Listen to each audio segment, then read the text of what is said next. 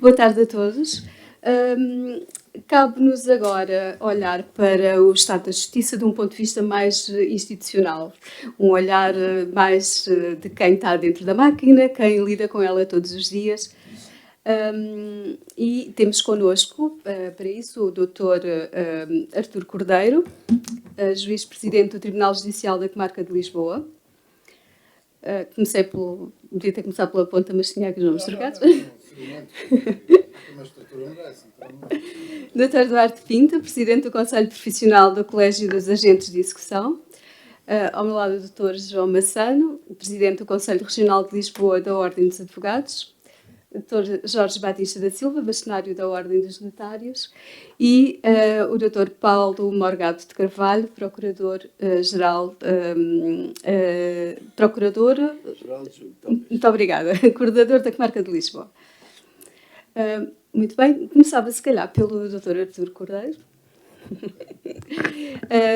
Preside a maior comarca do país e gostávamos de ouvir aqui um pouco sobre os principais problemas que a justiça, com que se debate a justiça e os tribunais. Fala-se muito em caos associado à justiça. No painel anterior teve aqui em destaque a palavra caos, morosidade, enfim, a justiça tem má fama. E é justo que assim seja? Quando nós somos arguidos, temos sempre direito à defesa, mas não quer dizer que não tenhamos cometido o crime. Eu diria que, neste momento, o crime não é propriamente nosso. Nós temos bons e maus profissionais, como em todo lado. Há bons e maus juízes, há bons e maus magistrados do Ministério Público, há bons e maus advogados, há bons e maus notários, há bons e maus conservadores. Agentes de execução, também há bons e maus, administradores judiciais, todos nós fazemos a justiça, no fundo. A verdade é percebermos que o sistema, há pouco o Sr. Carlos, que estava aqui, estava a dizer que não passaria sem a noção, portanto, isto juridicamente, está aqui o Dr. António Barreiros, se não me deixará mentir, juridicamente seria um dolo direto, não é? Não passaria sem violar o segredo de justiça. Não é? Eu o que diria é que nós temos regras, é bom que as tenhamos, é bom que tenhamos uma baliza daquilo que temos que fazer e que não temos que fazer. O problema é que nós, os agentes da justiça, ou operadores, ou stakeholders, ou como lhes quiserem chamar nas denominações mais modernas, o nosso problema é que, de facto, não temos investimento. E o investimento, eu não falo tanto pelos juízes, porque não sendo uns príncipes, nem pelos senhores procuradores da República, nem tão pouco pelos advogados, muitos deles têm uma posição mais confortável do que outros, mas falo pela própria estrutura. Nós não temos uma estrutura que nos permita apresentar os resultados pelos quais somos penalizados depois a resposta. Respondendo à sua pergunta com objetividade,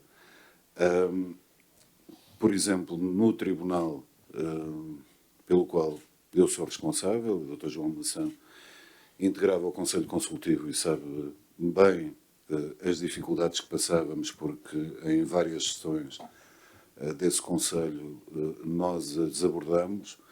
Nós, no espaço de dois anos, e não vos quero amassar com isto, eu trazia aqui uma comunicação muito breve, mas depois entregarei ao Dr. João Massano para ele fazer dela o que quiser, mas gosto mais de falar livremente, como ele sabe também. Perdemos mais de 200 funcionários no espaço de 2 anos, que não foram compensados. Nós estamos sempre a falar na temática dos funcionários. O problema não estará, e eu tenho dito isto diversíssimas vezes em vários fóruns, o problema não estará tanto na perca do número. O problema está que houve, parece-me a mim, um investimento ou um pretenso investimento nos meios eletrónicos e na desmaterialização e em tudo o que está associado às novas tecnologias, e ainda bem, a meu ver, claro, nem toda a gente assim pensa, mas ainda bem, mas que não foi acompanhado pela renovação que era necessária ao nível dos recursos humanos. E quer dizer, nós podemos ter toda a digitalização, desmaterialização, tudo o que nós quisermos. Se nós não tivermos a componente humana capaz de funcionar com ela, e sobretudo os equipamentos que a sustentem, nós vamos ter sempre dificuldades. E, por exemplo, na comarca de Lisboa, eu sei que não é uma comarca exemplificativa, porque, como disse bem, é a maior do país. Nós temos sistematicamente problemas com suportes de som, temos problemas com videoconferências, temos problemas com, às vezes até porque temos julgamentos de uma dimensão que não estava contemplada quando as instalações foram criadas. Nas próprias instalações, e não são um, nem dois, nem três, nem quatro, são bem mais, que têm que ser deslocados para instalações, e nós temos a sorte de ter o Tribunal de Monsanto, que nos dá alguma possibilidade ainda de acondicionar as pessoas mal, mas todas, não é? E quando não temos estes meios, de facto, é difícil dizermos que os profissionais que lá estão, que são o rosto, são os culpados.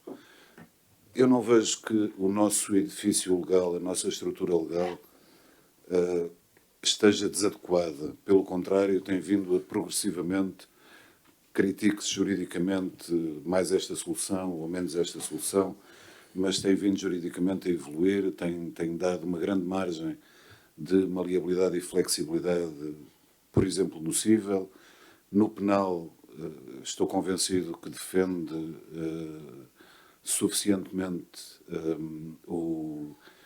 quem é acusado ou quem é indiciado e dá as ferramentas necessárias ao Ministério Público para, num determinado tempo, fazer uma investigação própria e capaz. No comércio, a mesma coisa. Ainda recentemente, há 2 anos, foram tornados obrigatórios os rateios parciais, precisamente para os credores poderem obter o ressarcimento das quantias de que foram ocultados, ou não, ou não lhes foram pagas, simplesmente. Nós temos, de facto, um edifício legal que eu acho que é invejável. Agora, depois, pô-lo em prática, pô-lo em ação, é que é mais difícil. E seja pelo envelhecimento das pessoas que vão saindo cada vez mais dos tribunais, seja pela falta de capacidade que elas têm de lidar com as ditas novas tecnologias que favoreceriam tudo o que fosse menos recursos humanos em termos de quantidade. Seja por uma situação ou outra, a verdade é que nós precisávamos de uma grande renovação nesse nível. Essa renovação implica investimento, é inevitável. Um investimento que não é feito há muitos anos. E depois, aqui em Lisboa, ainda temos uma realidade fantástica. Obviamente, estou a ser irónico, e o Dr. João Massano daqui a uns dias irá falar sobre ela também, que tem a ver com os megaprocessos ou com os processos de especial complexidade. E esses, de facto, lançam um anátema sobre a justiça, porque as pessoas podem pensar num processo cível. E nós temos também processos de especial complexidade ou megaprocessos no cível, designadamente aqui em Lisboa. Eu falo da minha comarca porque é que eu conheço. Temos processos de especial complexidade no Juízo de Comércio de Lisboa, porque temos,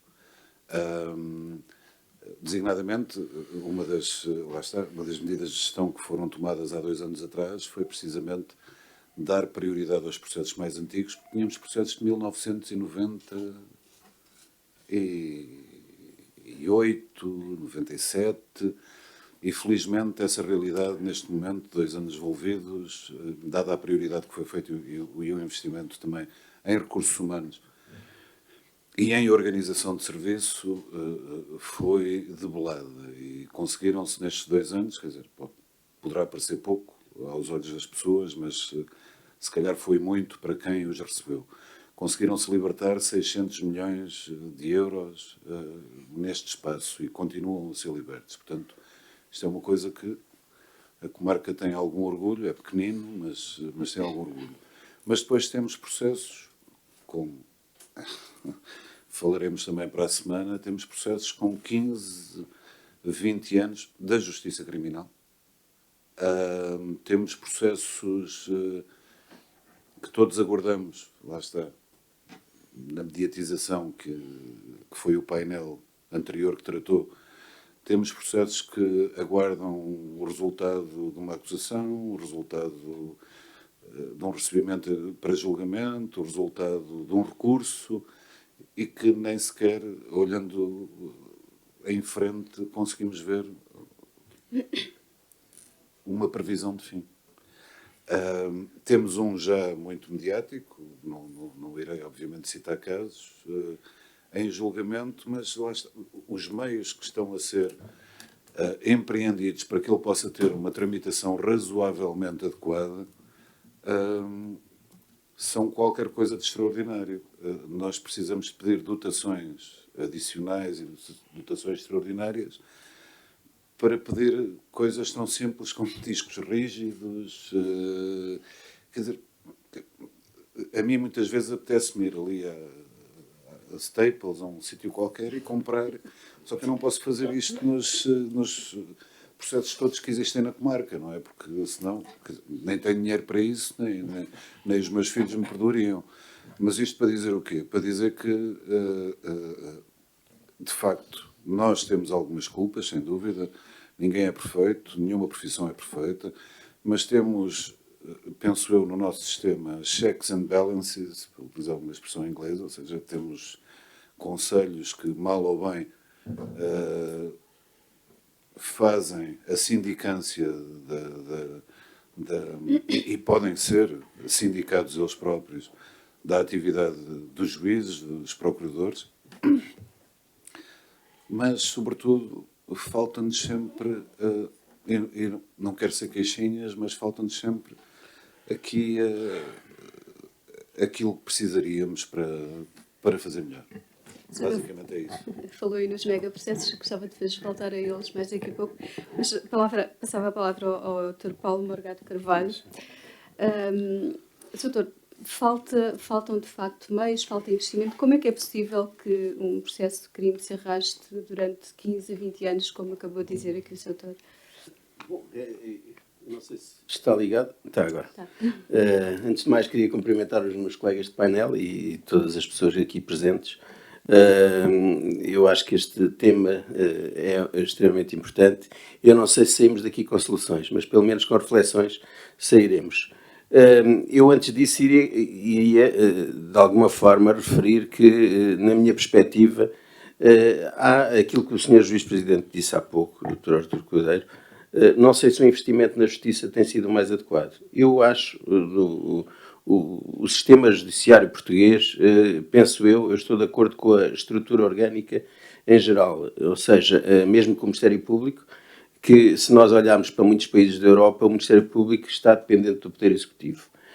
Graças a Deus nós podemos ser criticados muitas vezes, mas temos um Ministério Público com autonomia, com a defesa da legalidade democrática, mas também tem muitas outras funções.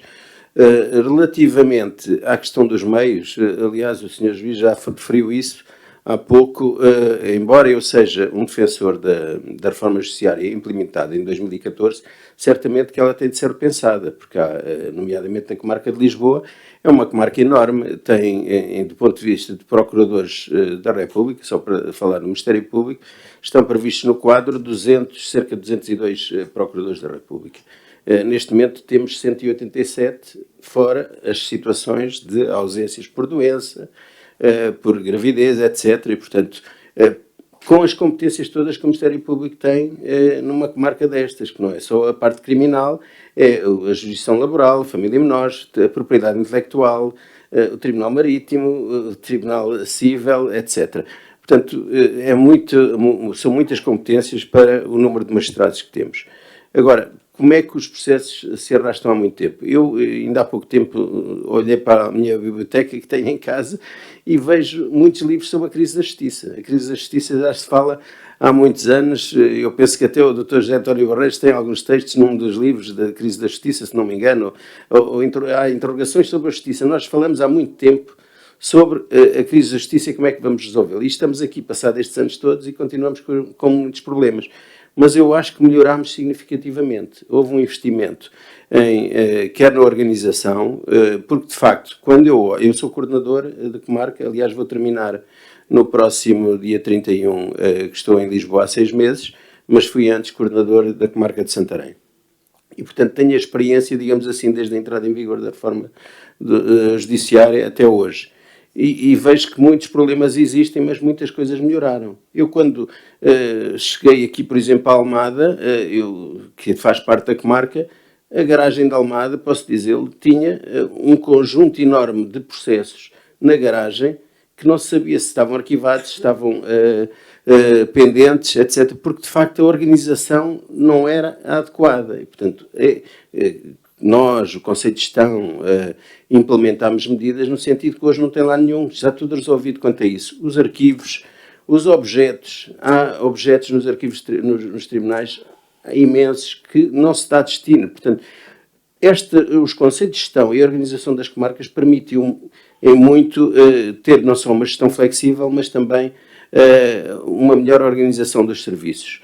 De todo modo, eu penso que a questão hoje em dia dos oficiais de justiça é uma questão premente. Para além daquilo que se falou no investimento a nível tecnológico, que eu acho que é muito importante, mas, por exemplo, o sítios não foi construído nem pensado para o Ministério Público. Portanto, nós temos de ter um sistema que se adeque ao tipo de processos que o Ministério Público tem. Eu, aliás, desde Santarém, desde que iniciei, tenho feito várias exposições a nível de melhorias dos sítios, porque nem sequer as espécies processuais do Ministério Público estavam previstas. E, portanto, sei que se vai falando hoje em dia para os juízes, nos magistrados e no MP Codex para os procuradores, mas no nosso país demora-se muito tempo a implementar reformas. E depois, do ponto de vista estratégico, nem sempre são as melhores. Eu já falarei nessa questão que me colocou, mas a nível do edificado, nós temos edifícios, não estou a dizer que sou um defensor dos edifícios do Estado Novo, mas nós sabíamos que era um tribunal, era a Casa da Justiça. Hoje em dia nós temos edifícios completamente diferentes uns dos outros e que não estão previstos para mais de 20 anos. Nós neste momento temos edifícios, quer da Almada, quer do Seixal, que estão superlotados. Portanto, não têm espaços nem para reuniões, nem para diligências com os advogados, arguidos, etc., para gravações, porque de facto as salas são exíguas, não foi previsto isto. Isto para dizer, relativamente aos processos, se nós olharmos já há 30 anos esta parte, se calhar a investigação era muito virada para o crime contra as pessoas e os crimes contra a propriedade, os roubos, os furtos, etc. Tínhamos homicídios, ofensas chamadas antigamente ofensas corporais, portanto, estou a falar da prática do crime. E houve uma evolução significativa, ainda bem, na investigação dos crimes de colarinho branco. Só que essa investigação, o conhecimento e os meios levam tempo, porque não se pode pedir a um magistrado do Ministério Público que investigue um processo como o processo que tem, não direi o nome, mas são processos com volumes enormes que caberiam nesta sala, o que é muito difícil para ver todo o acervo de documentação, toda a investigação, a colaboração dos órgãos de polícia criminal, que também não têm os meios adequados, muitas vezes, e nós muitas vezes dependemos das perícias, dos exames, de cartas rogatórias que demoram anos, de cartas demoram muito tempo. Eu não estou a dizer que deva demorar 15 anos, eu critico de facto esse aspecto de demorarem bastante tempo. Isso é uma questão que o Dr. Artur já falou, que se calhar vai ser discutida noutra sede. Eu acho que a justiça deve ser célere e justa, porque os cidadãos estão à espera que as decisões sejam tomadas com brevidade. Agora, não sei se nós estamos preparados para processos com uma dimensão tão elevada que nos torna, sem equipas, sem meios, é muito difícil investigar um tipo de criminalidade para a qual nós estávamos preparados e que não foram criadas estruturas para isso. Porque eu digo, sou um defensor dos DIAPs e do DCIAP, mas tem de haver estruturas para isso. Eu sei que em determinados processos não havia possibilidades sequer de tirar fotocópias para a investigação, quando se trabalhava ainda em papel. Hoje em dia trabalha-se muito com os processos digitalizados. Aliás, nós já implementámos medidas aqui na comarca para que os processos sejam todos digitalizados. Mas se olhar para os sítios, por exemplo, o processo não vem todo completo, ele é partido. Portanto, é muito difícil de estar a ver um processo na sua integridade. E, portanto, é natural que com poucos recursos não se conseguem ovos se não houver, omeletes se não houver os ovos. E, portanto, eu penso que temos de pensar, refletir como é que vamos melhorar. Mas eu digo, em Lisboa, no ano de 2023, entraram quase 90 mil inquéritos. Só estou a falar no par. Portanto, desses 90 mil foram terminados mais de 77 mil. Portanto, quando nós falamos nos processos que demoram 15 anos, são uma percentagem muito residual. Eu não sei se calhar também dar oportunidade aos meus colegas de mesa para falarem sobre isto. O seguinte, eu não falava só lamentavelmente, e lamentavelmente já seria lamentável essa circunstância, mas eu não falava só de processos criminais. Eu estou a falar de processos cíveis, de processos de juízes comerciais. Laboral não tenho conhecimento de nenhum deles. Também houve.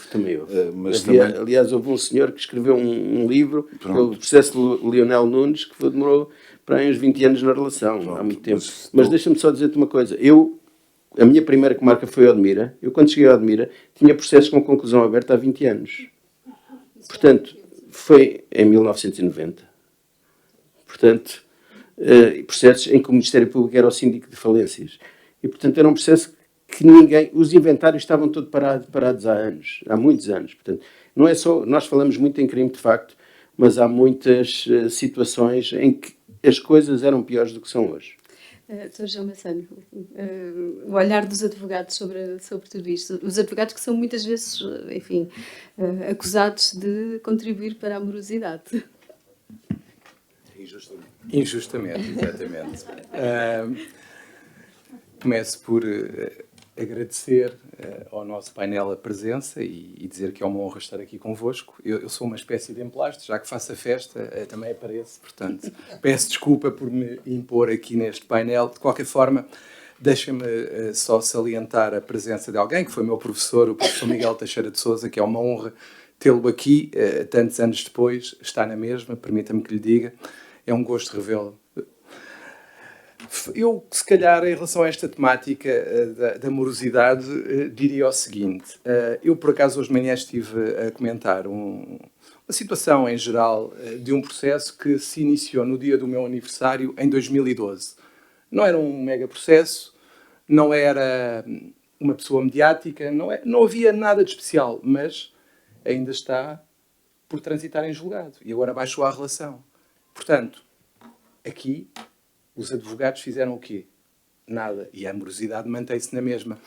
Eu acho que em relação à morosidade, a primeira coisa que nós temos que ver é tentar, se calhar, fazer o mesmo que acontece naquela comissão de análise retrospectiva das situações de homicídio em contexto de violência doméstica. Passe a redundância. Ou seja, vermos aqueles processos, como foi aqui dito pelo Sr. Juiz-Presidente e pelo Sr. Procurador, que são a minoria estatística, se quisermos, o que é que leva estes processos a parar tanto tempo? Acho que era importante sabermos as razões. Ou seja, temos que analisar para poder evitar que as situações se repitam. É o que eu acho. A minha opinião é esta. E agora conto-lhe uma história. Sabe, eu tive um julgamento em que estava uma das testemunhas, era francesa. Vá-se lá saber porque falava francês. Aparece um tradutor que diz olha, eu não sei falar francês. Perguntado a saber se poderia auxiliar na tradução, só sei falar inglês, o senhor importa-se de falar inglês? Ora, o francês não sabia falar inglês, porque, pronto, a língua materna era o francês. Isto acontece. É ridículo, não é? Infelizmente é ridículo, mas isto acontece. Pode, claro. Só rapidamente. Há 3 semanas atrás, é raro o sábado que eu não tenho que resolver problemas no serviço que está aos processos urgentes e que está de turno ao sábado. Há 3 semanas atrás a senhora funcionária telefonou-me a dizer que precisava de uma sala virtual porque tinha uma arguida lá para ser ouvida em primeiro interrogatório judicial que era surda muda, portanto, a linguagem gestual. E o único tradutor dessa linguagem que eles tinham estava na Holanda. E, portanto, estamos em Lisboa. Sim, sim. Não estamos da Guarda, nem estamos em Bragança, nem estamos em lado nenhum. Portanto, ela fez uma chamada de videoconferência para a Holanda para o senhor tradutor estar a ver a senhora, estar a comunicar e estar a ouvir aquilo que a senhora estava a dizer para traduzir para outro. Portanto, nós temos disto ainda, quer dizer, o que é... Desculpe, pode ser uma questão de organização, mas... De facto... Mas reparem, quando nós temos situações destas, e todos nós, advogados, já assistimos seguramente a situações em que mesmo os tradutores de inglês que nos aparecem, nós jogamos as mãos à cabeça pelas traduções que eles fazem. Porque, pronto, ainda percebemos alguma coisa de inglês, mas há tradutores que chegam lá e fazem traduções que não têm nada a ver com o que as pessoas estão a dizer em inglês. Quantas vezes já me aconteceu isto? Ora, isto é um exemplo, é uma caricatura se quiserem, mas infelizmente acontece nos nossos tribunais. Já nem vou para a questão das perícias e da dificuldade que existe muitas das vezes em ter peritos que sejam adequados à circunstância e que naturalmente os senhores magistrados precisam. É muito fácil atirar, desculpa-me a expressão, em cima de advogados, procuradores, magistrados judiciais. Agora, quais são as condições que na realidade todos nós temos para operar, para fazer o sistema funcionar? É muito mais fácil, como dizia o outro, arranjar botes respiratórios. É óbvio que sim. Agora, a questão é que nós temos que ir ao âmago do problema. E ao âmago do problema, ainda hoje de manhã, quando eu fiz a introdução desta conferência, disse o âmago do problema para os partidos políticos, quando falam em campanha eleitoral, quando apresentam programas, e ainda assim de uma forma muito genérica, é a corrupção. Quando a corrupção não é o maior problema da justiça. Não é. É um problema grave, mas não é o maior problema. O maior problema é o problema do cidadão comum, que sofre com a justiça. E é este que nos preocupa. E isso leva-nos a várias situações que os advogados têm vindo a denunciar, como seja a falta de investimento na justiça. Como é que é possível, como hoje alguém disse de manhã, chover em milhões, que ninguém sabe para onde vão, a inovação tecnológica, quando há tribunais sem condições, há magistrados sem condições? Como é que é possível? Onde é que vai parar o dinheiro? É que isto é que é o tema. Se calhar deveria pedir-se uma prestação de contas em relação a este dinheiro para perceber se está a ser corretamente aplicado e onde. Porque esta é a nossa questão. Ou seja, por um lado, despeja-se dinheiro na justiça. Por outro lado, vemos as condições dos tribunais. Ainda há uns dias chovia no Tribunal do Seixal como se estivéssemos na rua. Vimos as SAFE sem condições para funcionar, por exemplo, no Seixal. Processos urgentes de violência doméstica, em que havia mais magistrados do que funcionários judiciais. Como é que é possível? Como é que é possível? Depois quer-se que as coisas funcionem. Mas se houver um problema, se infelizmente alguma das vítimas falecer, de quem é que é a culpa? Dos senhores procuradores ou dos senhores magistrados judiciais e se calhar também dos advogados.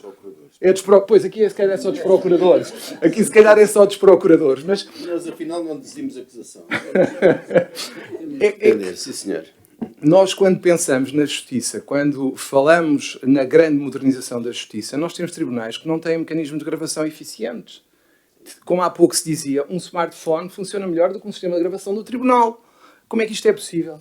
E depois queremos que a justiça funcione e ficamos todos muito admirados que o Ministério Público falhe, os advogados falhem, os magistrados judiciais falhem. Mas teremos todos nós as condições?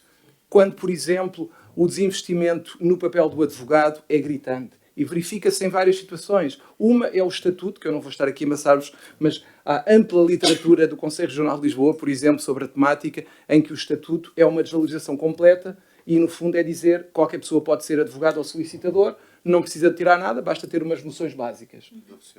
E os oficiais de justiça, exato. Depois, temos a situação dos oficiais de justiça, que é gritante. Temos um sistema de acesso ao direito em que as atualizações dos honorários dos advogados já não acontecem há anos e aí se vê a importância que se dá à defesa e a valorização que se faz do papel do advogado no sistema. É que tudo isto está ligado, como diz o outro também. Tudo está ligado. Nós não podemos querer que aqui esteja bem se atrás falha. E é isto que nos deve preocupar a todos, que é, temos que valorizar todos os pontos do sistema.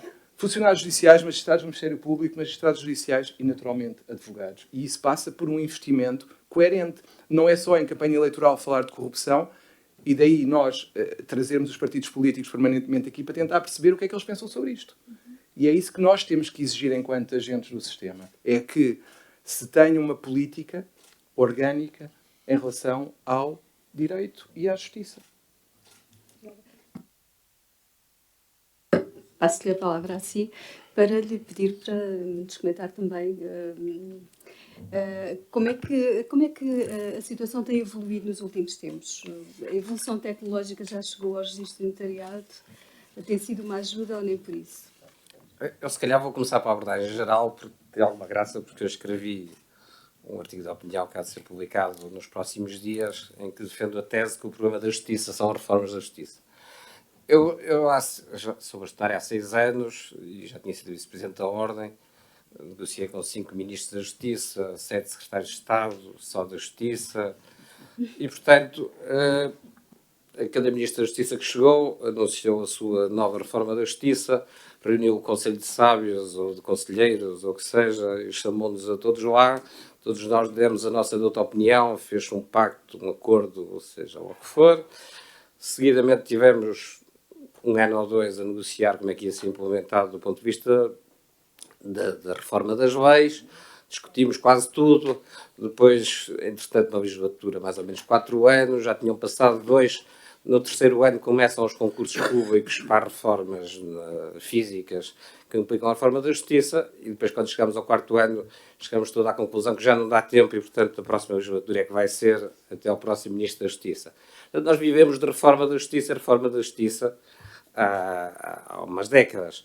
E um dos problemas, como já descreveram e muito bem hoje, é que os ministros da Justiça, a primeira coisa que deviam se preocupar era resolver o problema do Ministério que gerem, como qualquer atividade. E, portanto, o que nós sabemos é que, infelizmente, temos os tribunais sem condições, em que chovem e sem condições tecnológicas, etc., e tudo o que acontece, conservatórias com instalações decadentes e sistemas operativos que não correspondem. Basta que qualquer pessoa, eu como bastonário constantemente eu sou chamado como testemunha, uma outra vez como arguido, que é sempre uma boa maneira de defesa nos processos disciplinares, também constitui-me arguido, nunca percebi muito bem porquê, mas pronto, é um direito que eu tenho, agradeço imenso, aquele direito. Mas pronto, quando lá chegamos, a primeira coisa com que nos deparamos, e às vezes nas instalações da Polícia de Segurança Pública, é que aquele pobre agente da Judiciária demora 25 minutos até conseguir abrir o Word. Portanto, se ele atender 4 pessoas como eu durante o dia, significa que pelo menos uma hora de trabalho por dia ele leva só a abrir o Word. Imagino que para fechar são mais 25 minutos e, portanto, fica ali já resolvido uma parte da sua atividade. No que concerne às conservatórias, é a mesma coisa, tem sistemas operativos baixos, sistemas informáticos constantemente diferentes, interoperabilidade é zero, interoperabilidade é este palavrão, mas não é mais do que garantir que a gente não tenha que saltar em 50 sistemas informáticos diferentes para obter uma informação simples e, portanto, tornar as coisas mais céleres. Eu já nem falo da questão de um direito dos cidadãos, que é quando nós nos dirigimos à administração pública, que temos o direito da administração pública não nos devia pedir informação que a administração pública já tem, mas ao contrário, pedem ao cidadão 500 certidões de 500 entidades diferentes, sejam digitais ou não, têm nenhum custo. Portanto, o primeiro problema da Justiça é que precisamos do Ministro da Justiça que efetivamente decida gerir a Justiça e resolver os problemas práticos. Primeiro os problemas físicos, depois os problemas de recursos humanos. Os problemas de recursos humanos são transversalmente na Justiça um problema. Não existe, até hoje, aquilo que é o que se exige aos privados, por exemplo, que é um planeamento da formação dos trabalhadores da Justiça. Os trabalhadores da Justiça passam anos e anos e anos sem planos de formação para a Justiça e depois exigem àqueles trabalhadores e compara-se níveis de produtividade daqueles trabalhadores com aqueles que têm uma formação contínua e reiterada naquilo que estão, por vezes, até as próprias plataformas informáticas da Justiça, já não falo em línguas e etc. Depois vamos chegar ao último ponto, para mim o que eu sou, tenho sido mais crítico, principalmente junto dos seus ministros da Justiça, que é a parte da forma como se fazem leis em Portugal. Nós tínhamos um modelo em Portugal que podia não ser perfeito, mas tinha as suas virtudes, que eram, por norma, o Estado recorria às universidades, no caso públicas, que era praticamente o que existia, para formar, ou pelo menos fazer aquilo que era a formação da sua vontade política, e chegarmos a diplomas legais que mais ou menos iam sendo sistematizados e que tinham uma determinada qualidade jurídica. Hoje isso não acontece. Hoje o que nós temos é uma verdadeira lotaria legislativa. Viu-se, aliás, com as últimas alterações dos estatutos das ordens, e não vou entrar aqui nesse tema tão polémico hoje, mas eu já nem discuto da bondade ou da maldade do teor dos estatutos, mas a forma como aquilo está escrita, é absolutamente absurda do ponto de vista interpretativo, com erros constantes de sistemática, com sobreposições.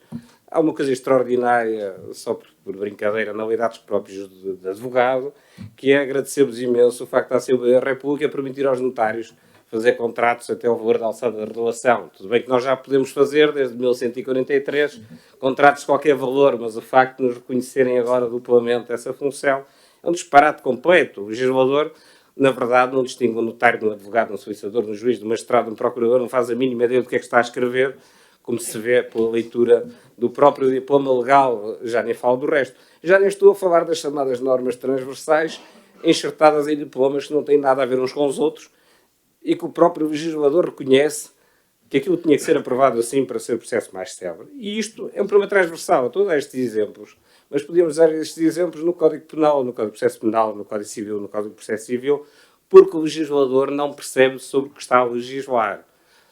No programa Mais Habitação, um exemplo muito recente, tem uma norma extraordinária que nos vem dizer, portanto o legislador agora entende que devemos voltar aos anos 80, 90, em que tínhamos obras ilegais por todo lado, e vem dizer que afinal já não são precisas licenças de utilização no momento da transmissão do imóvel.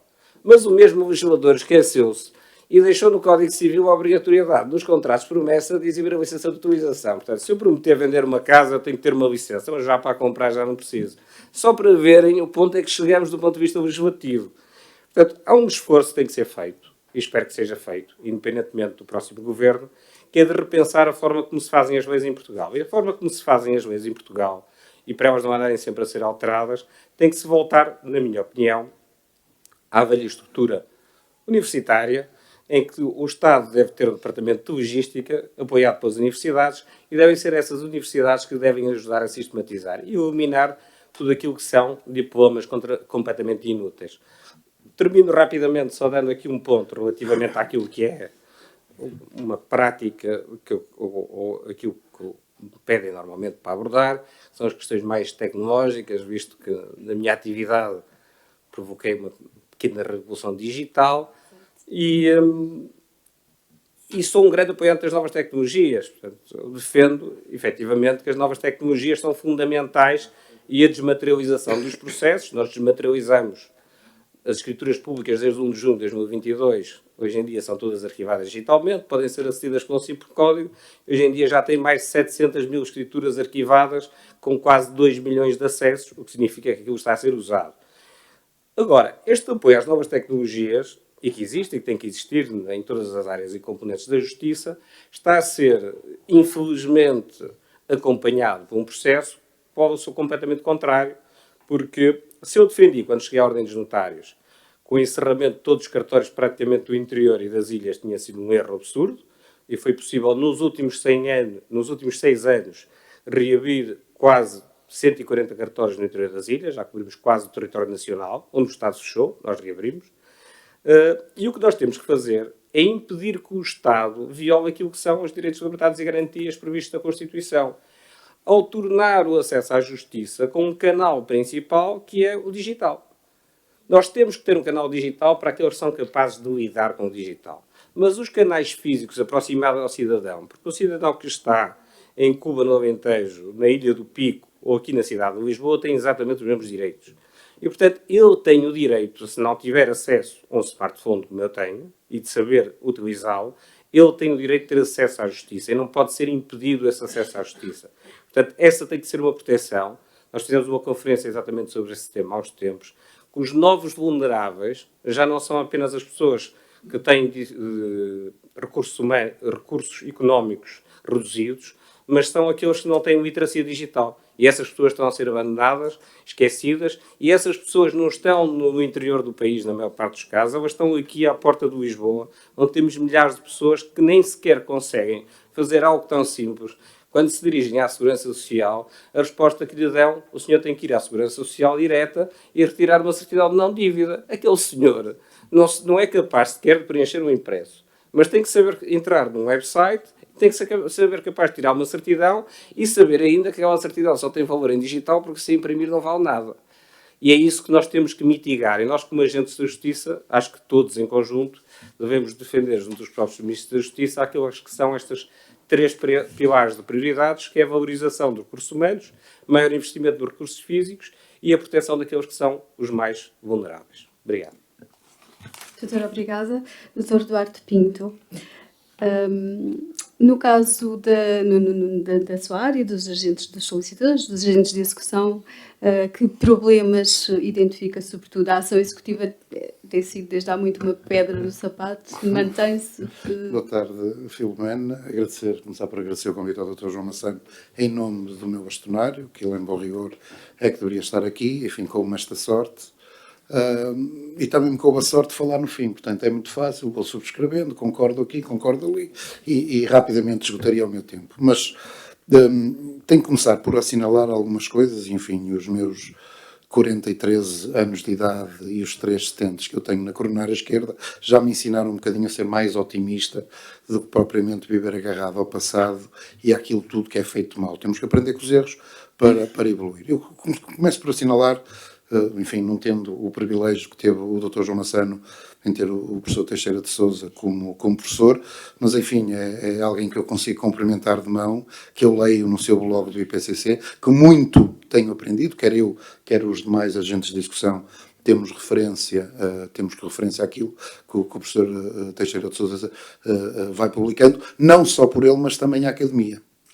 Nós em Portugal temos de facto uma academia de muito respeitável e de muito respeito, de pessoas que ainda pensam o direito e que não têm medo, coisa que o decisor político parece que de repente se esqueceu de pensar o direito. Parece que é proibido pensar o direito.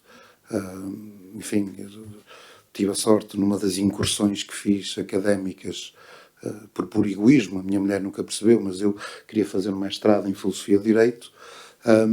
E agora com um insigne professor que tive, que é conselheiro, que é o professor Paulo Teixeira da Cunha, ele de facto disse que esse é o maior problema dos políticos, é não pensarem o direito. Aliás, é tudo imediato, é tudo rápido, é tudo com base no artificialismo, na tecnologia, para aumentar a rapidez das coisas e depois entramos numa verborreia tal, enfim, lá está, tem que ser, subscrevendo aquilo que disse o Dr. Jorge Batista da Silva, o legislador por isso simplesmente legisla sem ouvir quem trabalha, sem ouvir a academia, sem ouvir as pessoas que todos os dias lidam com os tais cidadãos que não sabem como fazer uma certidão digital. Quero assinalar também, porque é necessário, o excelente corpo de magistrados que temos. Bem sei, isso são poucos, são mal pagos, não têm condições de trabalho, mas são bons. E são bons e eu noto isso no meu trabalho todos os dias. Assinalo também o trabalho dos seus procuradores. Enfim, são com todas as incapacidades laborais que têm tido, vão prestando um grande serviço. Enfim, continuam ambas as classes a ser um garante para aquilo que será a boa vivência na sociedade. Enfim, tenho que reconhecer também os senhores oficiais de justiça que nos tribunais têm que ter uma paciência desgraçada com o nosso trabalho diário, sobretudo. Também os senhores advogados, esses sim, pelo trabalho que têm feito, e naturalmente os meus colegas solicitadores. Quanto aos agentes de discussão e o trabalho que fazem no dia-a-dia, e daí eu ter começado por dizer que era um otimista, permite-me o meu cargo viajar, enfim, para alguns fóruns internacionais, e de facto nós estamos muito à frente daquilo que é o habitual. A Europa está toda ela atrasada relativamente a Portugal. E nesse aspecto há que reconhecer o grande esforço que não é só o governo que o fez, não foi só o legislador que o fez, foram todos os profissionais que estão envolvidos na sua adaptação a uma tramitação mais rápida da ação executiva, havendo dinheiro. porque de facto nós agora conseguimos rapidamente resolver um processo executivo. Isso resolve o problema do execuente, mas também resolve o problema do executado, que escusa de andar anos com aquela espada de Damocles em cima da cabeça, enfim, à espera que o problema se resolva e tal. Portanto, começa por aí a minha fase otimista, e porque de facto, eu, quando olho para os nossos congéneres europeus, enfim, noto um atraso muito grande. Ainda agora na França, para se pedir, nós já não precisamos do pedido do levantamento de sigilo bancário para fazermos a penhora direta. Na França ainda precisa do Huissier de Justiça, agora de Comissário de Justiça, levar o pedido ao seu Procurador da República, tudo em papel. Tudo em papel. E, portanto, nós nesse aspecto estamos muitíssimo mais avançados, errando, aprendendo com o erro, estamos a evoluir e, naturalmente, aquilo que eu noto, a nossa maior falha, e congratulo-me muito por isso, são questões infraestruturais, porque nós temos uma massa humana excelente, temos excelentes profissionais, pessoas preocupadíssimas em aprender, e isso vê-se nas ações de formações conjuntas que já fizemos com a Ordem dos Advogados. Ainda ontem tivemos na mesma sala agentes de execução, procuradores e senhores juízes, todos nós a discutir temas que andavam por acaso à volta do Regulamento Geral de Proteção de Dados. Este tipo de discussão, estas sinergias que de facto nós temos vindo a assistir, e por isso é que eu digo, pronto, vamos resolver o problema das telhas, não vamos ser nós a resolvê-lo, vamos resolver o problema da falta dos recursos tecnológicos, sem dúvida nenhuma, mas vamos nos congratular, de facto, com a enorme qualidade que nós temos dos profissionais que nos rodeiam. Enfim, há bons e maus em todo lado, mas graças a Deus eu assisto, e isto é o meu dia-a-dia, eu assisto a uma enorme qualidade dos profissionais que nos rodeiam. Enfim, bem sabemos que há questões que temos que ultrapassar e que a Ordem dos Solicitadores tem uma grande responsabilidade, enfim, e nós não enjeitamos qualquer responsabilidade que venha de passado. Temos um projeto conjunto, por exemplo, aqui com a Comarca de Lisboa, para cessar administrativamente, e temos que ser nós. E quando fizermos, vamos juntos a Santiago de Compostela, está prometido aqui com o Dr. Artur, mas vamos mesmo, que eu arrasto, que eu vou lá todos os anos, portanto, o Dr. Artur, agora que fiz esta declaração em público, não pode dizer que é mentira, portanto, já está. Vamos resolver um problema técnico, administrativo, devia ter sido a tutela a resolver, não foi. Nós vamos fazê-lo e, enfim, e o que será bom a seguir vai ser as outras comarcas a replicar com a nossa vontade e com a nossa força. Muito obrigada. Entretanto, o nosso tempo começa a esgotar-se, mas há aqui algumas questões que eu gostaria mesmo de vos ouvir, portanto, pedia agora umas respostas um bocadinho mais rápidas. Voltávamos àquela questão que falou há pouco dos megaprocessos. Este ano há vários que vão chegar aos tribunais, a julgamento. Que dificuldades é que antecipa e principais problemas? Foi anunciada recentemente a criação de uma nova estrutura pelo Conselho Superior de Magistratura, precisamente para apoiar estes megaprocessos com tecnologia de ponta e tal. O que é que vai sair daí? Eu antecipo a dificuldade de alguém ter que apreciar, ou seja, 3 pessoas, por princípio, presumo que esteja a falar na justiça criminal. Exato. 3 pessoas terem que apreciar um processo que chega a julgamento com 4.000 e tal páginas de pronúncia, por exemplo. Mas vamos lá ver, não há milagres. Os milagres, presumivelmente, procurar-se-ão atrás ou à frente, porque quando houver uma decisão deste processo, por muito rápido que ele seja, por muitas assessorias que se concedam, por muito... Se calhar a estrutura aqui nos megaprocessos é que estará mal, mas eu não queria dar a minha opinião sobre isso. As dificuldades que antecipo, para ser objetivo e para dar uma resposta curta. Antecipo a dificuldade das questões que são complexas, antecipo a dificuldade, e que demoraram 7 anos quase a investigar, antecipo as dificuldades e 2 anos a passar pela instrução, portanto não estou a escamotear a responsabilidade do judicial nisso. Está ali o Sr. Procurador, o Dr. Massana, o Dr. Duarte, que sabe que eu gosto de pôr as coisas todas claras e limpinhas. Não estou a injetar responsabilidade nenhuma nos 9, quase 10 anos que o processo demorou a chegar até aqui. Acho que todos nós tivemos, ou não.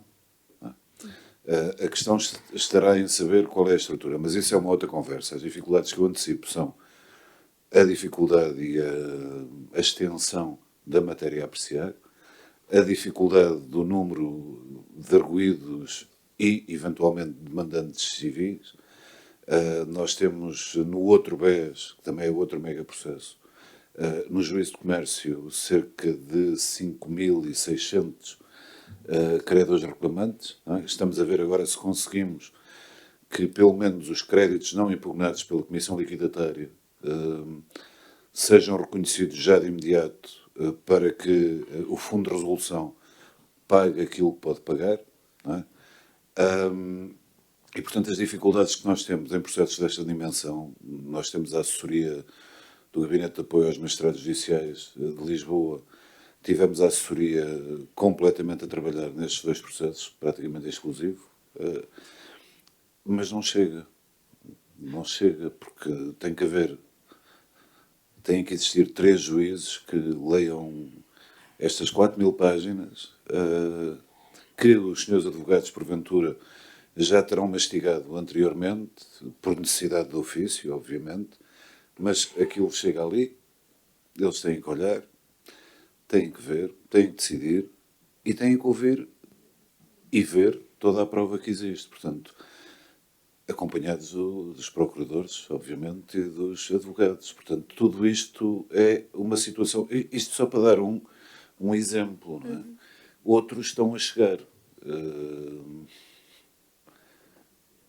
Será que este é o modo, ou será que vamos conseguir chegar a bom porto com isto? É que estamos a falar, há pouco falava dos processos que demoram muito. Eu não quero circunstanciar, até porque não estou a falar sobre a matéria do processo, mas estamos a falar de processos que duram quase há 10 anos. E ainda nem sequer o julgamento chegou. E, portanto, isto é algo que nos devia e que nos deve e que nos preocupa, não tenho dúvida nenhuma.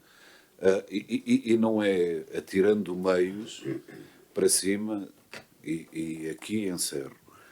Eu, no âmbito do processo civil, estará ali um senhor professor que certamente me corrigirá se eu falar mal, nós temos alguns mecanismos que ultimamente temos desenvolvido para tornar, mal ou bem, não interessa,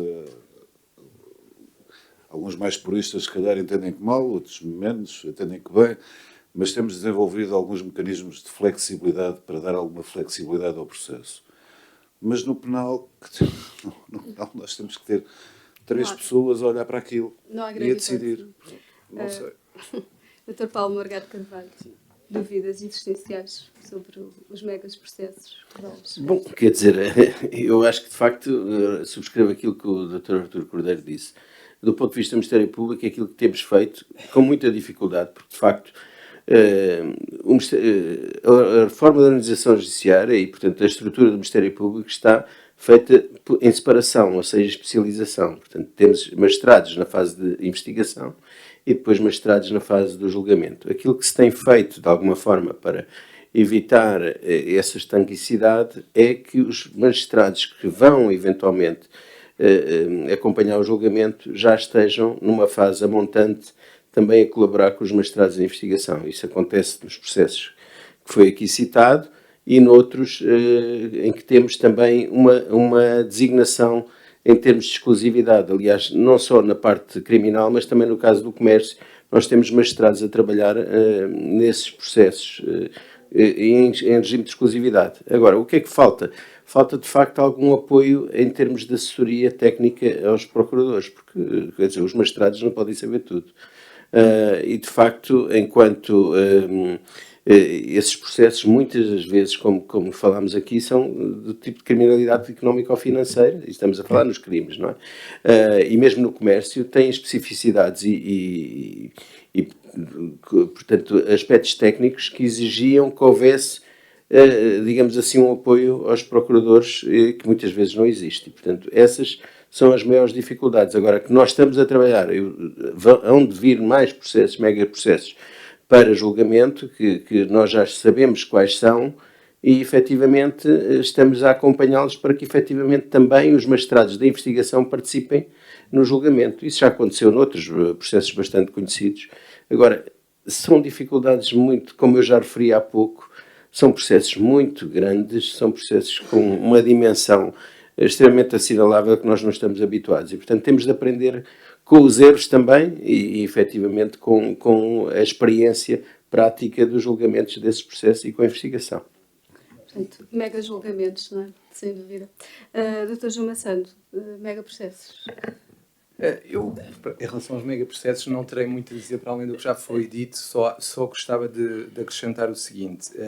Uma das grandes preocupações dos advogados, ou pelo menos que tem sido uma das bandeiras do Conselho Regional de Lisboa, é o acesso à justiça de todos. Ou seja, isso passa, por um lado, por descer as custas judiciais para não penalizar mais a classe média e, por outro lado, repensar o acesso ao direito e o apoio judiciário, no fundo. O que é que eu tenho defendido enquanto Presidente e o Conselho Regional tem defendido? Tem que haver literacia jurídica, tem que haver consciência dos direitos da parte das pessoas. Não podemos continuar a achar que as pessoas não precisam de saber os direitos porque assim não chateiam, e é isso que às vezes se nota. Ainda hoje ouvimos falar o Sr. Presidente do Sindicato dos Trabalhadores do Registro e Notariado, a situação caótica que se vive nas conservatórias. Não é admissível que, com os impostos que pagamos, os serviços públicos não funcionem. As pessoas têm que ser ensinadas, têm que perceber os direitos que têm, e isso passa por quê? Passa por várias fases, mas uma das fases que para nós é importante é nós termos uma triagem prévia, por exemplo, antes de aceder ao apoio judiciário. Ou seja, não é o beneficiário que escolhe o que é que quer fazer, qual é a ação, porque em princípio não terá os conhecimentos para isso, mas terá ou deverá ser aconselhado por um advogado ou solicitador que lhe dirá: olha, esta ação tem ou não tem viabilidade e se calhar em vez de ser esta deve ser aquela, porque as pessoas não são técnicas. Ou seja, nós estamos a obrigar o beneficiário a fazer uma escolha técnica quando ele não tem essa capacidade. Portanto, ele, primeiro, poderíamos eventualmente até conseguir desincentivar recursos à justiça desnecessários, porque acredito que haja pessoas que, sabendo que não existe viabilidade, desistam e não vão intervir também os tribunais. E, por outro lado, a nossa principal luta também tem sido estabelecer protocolos com uniões de freguesia, câmaras municipais, no sentido de criar o quê? Um apoio jurídico inicial às pessoas para as ajudar a perceber os seus direitos e que depois, quando chegam ao tribunal, já sabem o que é que devem pedir, entre aspas. Portanto, acho que a nossa luta enquanto Ordem dos Advogados, Conselho Regional de Lisboa, é a literacia jurídica e facultar ao cidadão a possibilidade de recorrer ao meio adequado. E isso tem que ser a nossa luta. Muito bem. Dr. Jorge Batista da Silva, acesso ao direito, custos da justiça. Tem sido uma preocupação vossa? Sim. A ordem em concreto? Sim, a nossa ordem, pronto, tem desde logo num ponto. O acesso ao direito para nós é fundamental, porque, como sabem, os notários lidam com os cidadãos todos os dias e ouvimos as queixas diretamente dos cidadãos todos os dias, e uma das maiores queixas é que as pessoas têm pouco dinheiro. E têm pouco dinheiro para pagar aquilo que são os serviços de justiça, que têm crescido bastante, não apenas das custas judiciais, mas das próprias taxas que estão associadas aos registros e ao próprio acesso à informação. Basta ver a evolução que tivemos dos custos das taxas de registro, que aumentaram ao longo do tempo.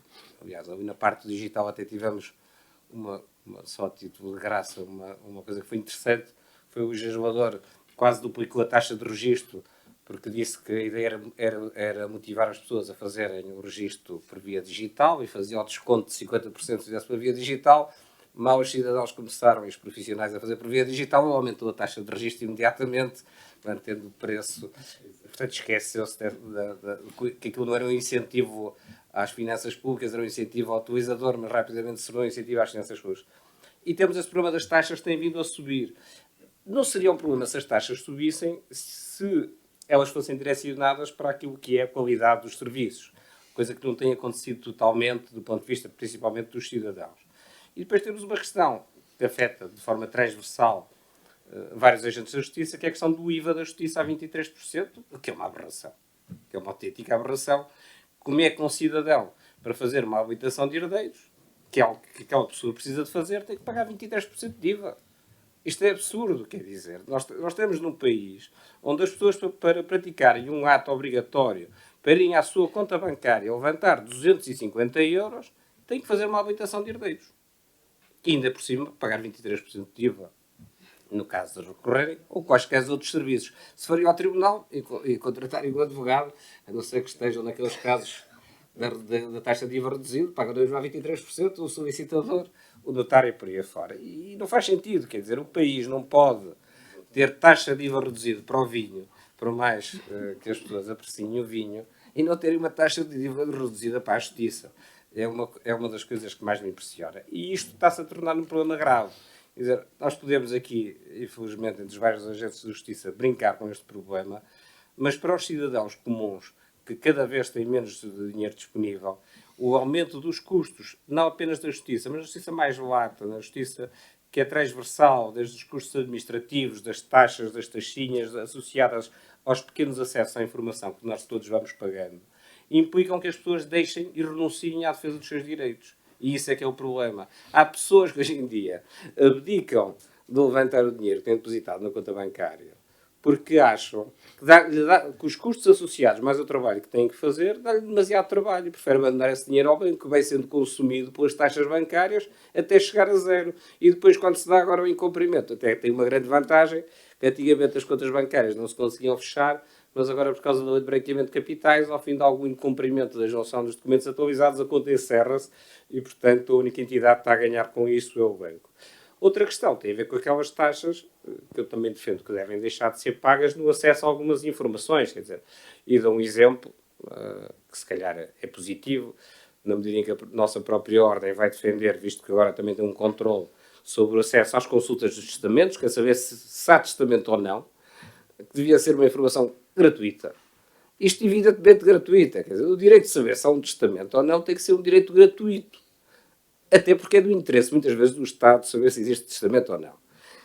E não é, é pago.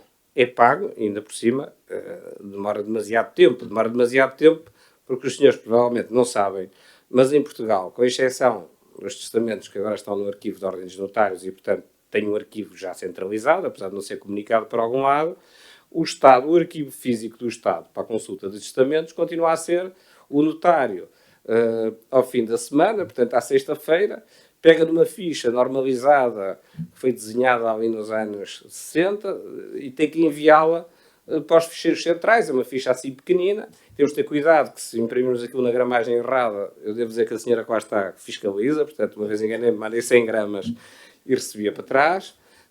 E depois a senhora tem que a colocar no ficheiro em papel e cada vez que lhe perguntam se há testamento tem que ir lá ao móvelzinho procurar cada uma das fichinhas para ver se aquele senhor se enganou no nome, azar, e já não tem testamento. Isto é absurdo. É absurdo, por um lado, que o Estado tem este custo, porque isto é uma brincadeira, mas eu percebo porque é que o Estado tem de cobrar.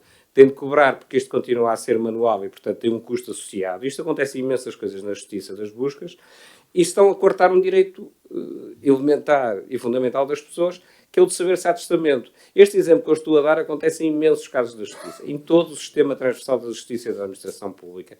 E nós temos que o combater. E também passa muito pelas instituições, por ordem dos advogados, por ordem dos solicitadores, pelos seus magistrados e pelos senhores procuradores, sensibilizar o Estado que isto tem de acabar. E tem de acabar. E outra coisa que tem de acabar, que eu já falei há pouco, nos custos da justiça, é sempre que estiver previsto na lei que a administração pública nos tem que fornecer aquela informação gratuita, eu faço constantemente, nós temos que usar essa prerrogativa e pedir ao agente da justiça com quem estamos a lidar que efetivamente vá à base de dados buscar a informação de forma gratuita e que não cobre ao cidadão, porque o cidadão não tem que a pagar, mas mais uma vez, por uma questão de iliteracia, nem sequer tem conhecimento que pode exigir ao Estado que não lhe cobre aquele valor.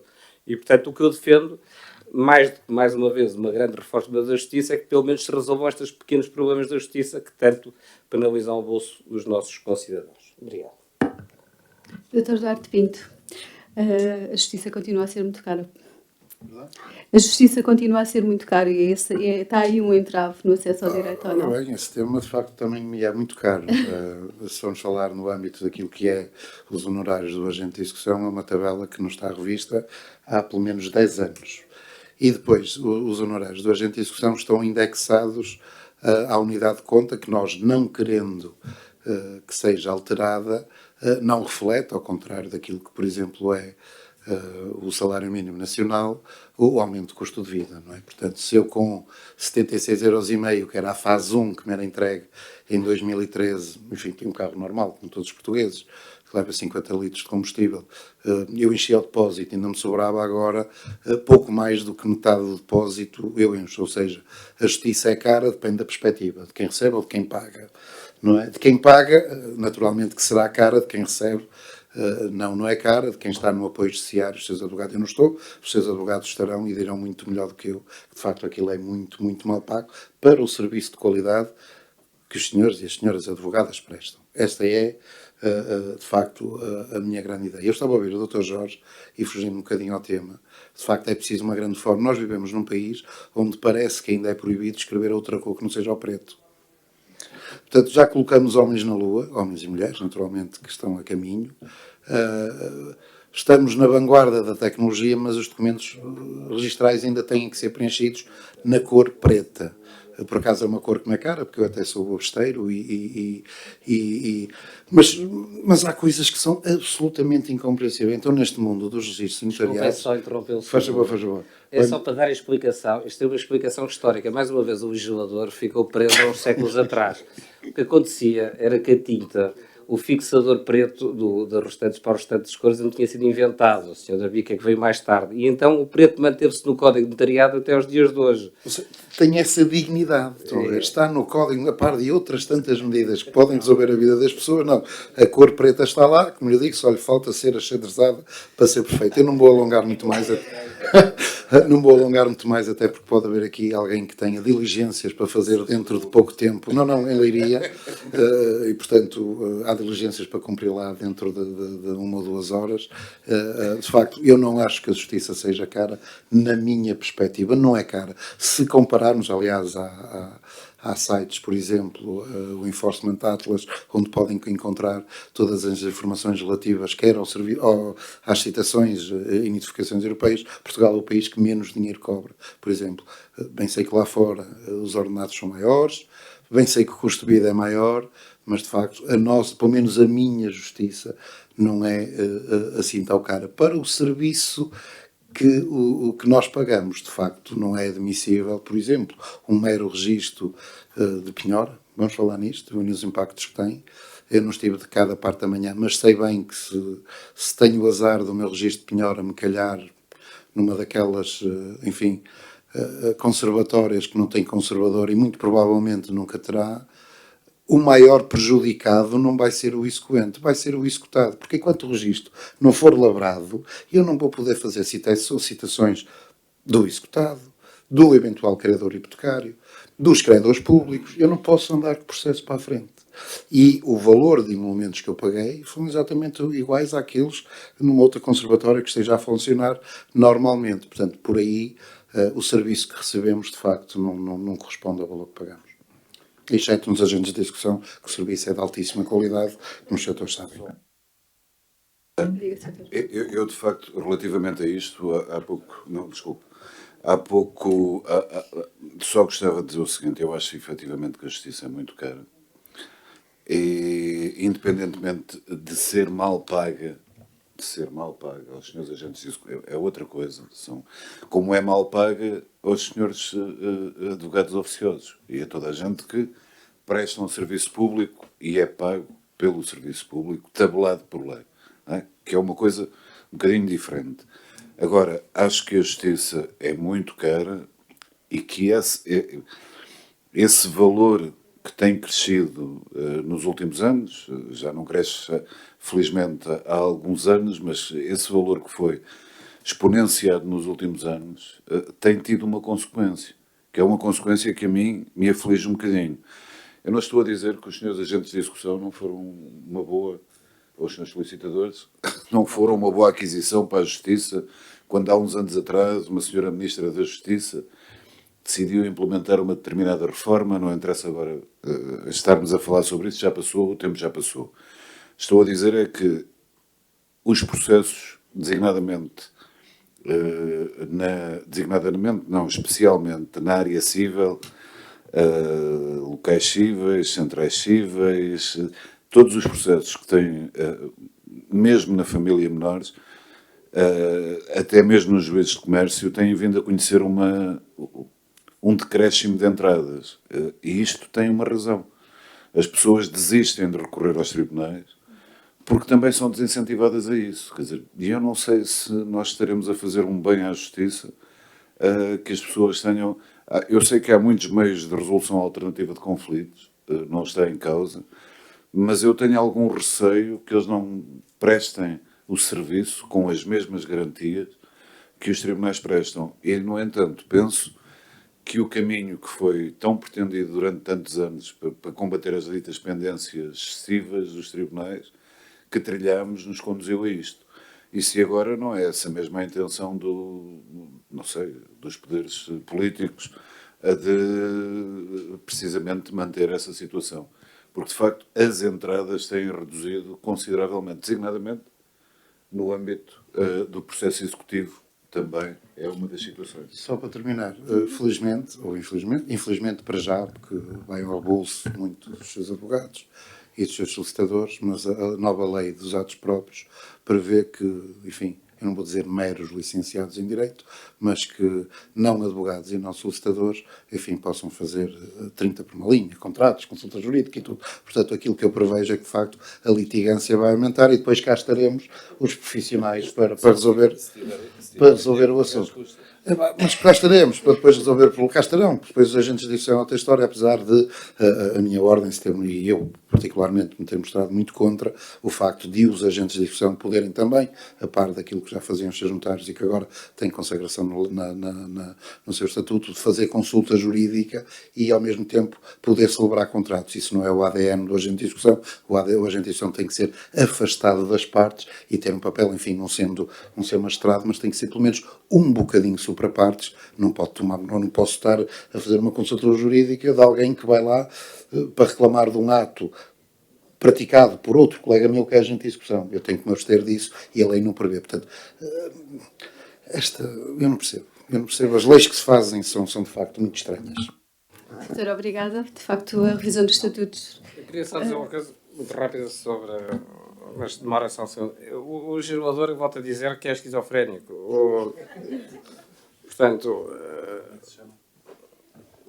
o legislador, exato. O legislador é esquizofrénico porque o legislador no estatuto de ordem dos notários e notoriado, nós temos esses estatutos, porque continuamos a ser públicos e apenas a gestão é privada, mas temos concurso público e somos oficiais públicos.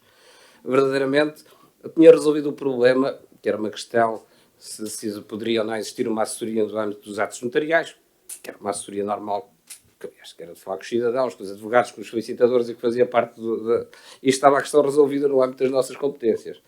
Só que depois não ficou totalmente satisfeito, eventualmente porque pensou assim, bem, se nós vamos dar a competência da consulta jurídica aos licenciados em Direitos, e então colocou-nos lá também. Verdadeiramente, o problema disto tudo, da confusão jurídica das profissões, começou em 2008, 2009 e a partir daí nós temos caminhado para um sistema bastante estranho, que é o sistema que temos em Portugal e até que na Europa não há assim muitos exemplos iguais, em que todos nós fazemos um pouco de tudo. Os notários no processo de inventário fazem de juízes, na consulta jurídica fazem de advogados. Na verdade fazem, porque o legislador das decisões, o recurso é para o Tribunal da Relação, em alguns casos. E, portanto, as decisões são decisões finais. Apesar de... Tem que existir. Mais uma vez, a culpa dos processos de inventários é do legislador. E é dos poucos processos, eu termino já, que eu conheço bem. O legislador, quando fez a primeira comissão de processo de inventário, por acaso no outro dia encontramos uma série de pessoas que faziam parte dessa comissão. Tinha uma ideia relativamente bem pensada e que até tinha o acordo das pessoas que faziam parte da comissão de inventários. A ideia era os tribunais cada vez têm menos funcionários para fazer as contas das partilhas e a parte da habilitação de herdeiros e, portanto, o notário vai fazer isso. E tudo o que seja incidentes e a decisão do litígio do processo é atribuído ao juiz. E o que acontecia é que havia um processo híbrido em que o notário fazia a parte da habilitação de herdeiros e a parte da partilha propriamente dita e o juiz decidia, era atribuído ao processo, simultaneamente o notário e o juiz, e estávamos todos contentes e felizes. Entretanto, o governo cai o governo foi o último governo do José Sócrates, o governo caiu e era uma medida de troika aos processos de inventário. E veio uma nova ministra, e a nova ministra, obviamente, a primeira coisa que ela fez é: vou fazer uma reforma da Justiça, deitou a reforma da Justiça toda que estava ao lixo e construiu esta coisa maravilhosa, implementada em 3 meses, em que atribuiu aos notários um problema, em vez de uma solução. Foi decidir processo de inventário sem sequer dar tempo a terem qualquer tipo de formação. Felizmente foi encontrada uma solução que eu acho que hoje em dia é menos má, ainda não acho que seja a solução definitiva, talvez de o ser, ainda no tempo da ministra Van Dunen, foi encontrada a solução que existe hoje. Mas só para terminar, e só pela questão dos custos da justiça no processo de inventário. Os processos de inventário são dos casos mais claros da aberração do sistema.